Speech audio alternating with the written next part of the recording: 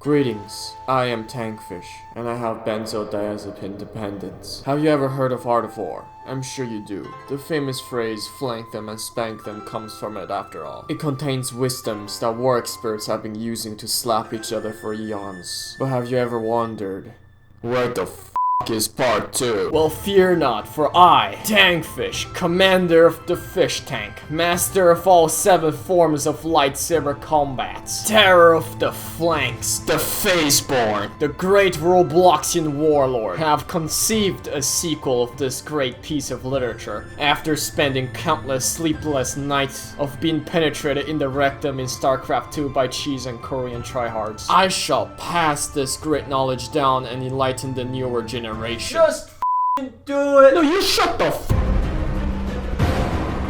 The British Empire was pretty big, so be like the British Empire. Get full naval superiority and bully the other into submission. Or as I like to call it, you wanna trade? Well, f*** you, too bad. The water's my property and you gotta get the f*** out of here before I blow your bloody bolts up. Of course, the sooner you get naval superiority, the better it is. But how do you get it in the first place? Well, in the beginning, everyone's focus is usually to stabilize their economy. Thus why everyone's building oil ships. Well, guess what?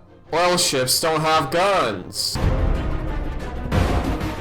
Instead of building oil ships like a f***ing pleb, you should build a battleship instead, because battleships are f***ing cool. Skip through all those small PP Nerf guns and go straight for the big ass f***ing cannon. If you can, convince one of your allies to do the same. 4 big ass f***ing cannons is always better than 2 big ass f***ing cannons. Now the only ships that your opponents likely have are oil ships, which I remind you, are oil ships. But wait, don't kill them first, they're not a priority.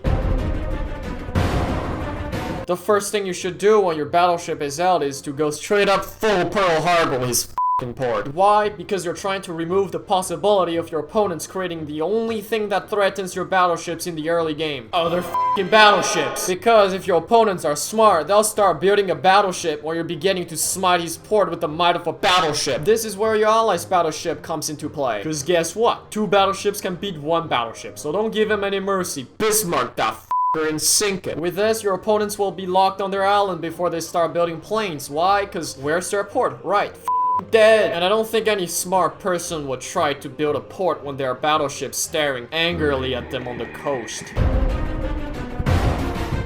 Now since you control the water, guess what? You can have all the oils for yourself. It's the American wet dream. Oils, if you don't know, is good. I mean, it's oil. If there are oils, you get the oil. They're the most cost-efficient resource and will give you a huge economic advantage over someone who don't have it. Hitler. And if they have the balls to build an airfield in the early game, well, airfields are pretty expensive. It costs about 300 cheeseburgers, so they'll likely become more broke than Greece. Meaning they won't have much money to invest in power plants or rice farmers.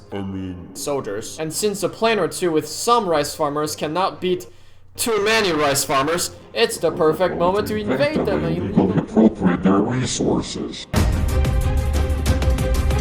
If your enemies want more resources, well, f them. Tell them to go f themselves. If they ever dare to expand outside of their quarantine zone, show them the meaning of genocide. Research is very important. As the great Sun Tzu said, big brain beats small brain. The one winning the arm race will always have an advantage. That's why you should sometimes build a crapload of research centers at the start of the game. Use those Wunderwaffles to make your enemies shit their pants. Usually people apply this tactic with snipers and stealth bombers, but I'm Tankfish. I think differently. I like trucks. Of course, nuke is very tempting, but the nuke in this game is more like the numlock button on your keyboard. Useless as f***. Artilleries, also called the final solution for campers, are often used in the late game. Now what will your enemies feel when they see the rockets falling on their command centers 10 minutes into the game? Probably very confused and also shit their pants. Make your enemies uncomfortable by creating a proxy near their base. It doesn't have to be too close, it just has to be on your enemy's half of the map. Build a fort and a barrack there too to give your enemies a sensation of being colonized. And stare at them menacingly. Don't give them any personal space. Spy on them. The fort is very important for it can defend the proxy base and later produce artilleries. It can also be a point you can retreat to when you're overwhelmed. Basically, it's a pain in the ass for your enemies. The proxy base being the d***o in their ass.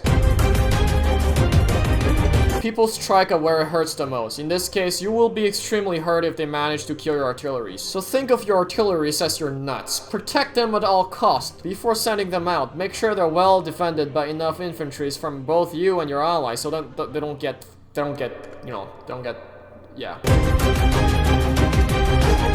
Tanks are very good units, though if you get them too early in the game, they will put you in an economic disadvantage. Because they're like that bread you buy at 7-Eleven. Expensive and overpriced. But there is a unit in the tank factory that might help you win the game easily if you get it early in the game. The explosive tank.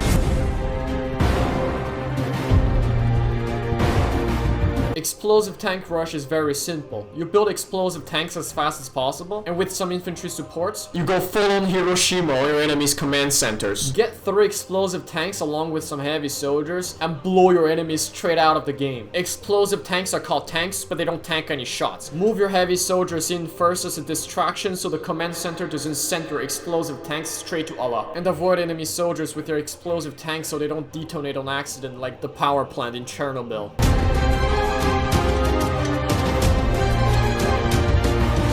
Exactly what it says. You don't lose if you're not in charge. This is the secret to my 100% win rate.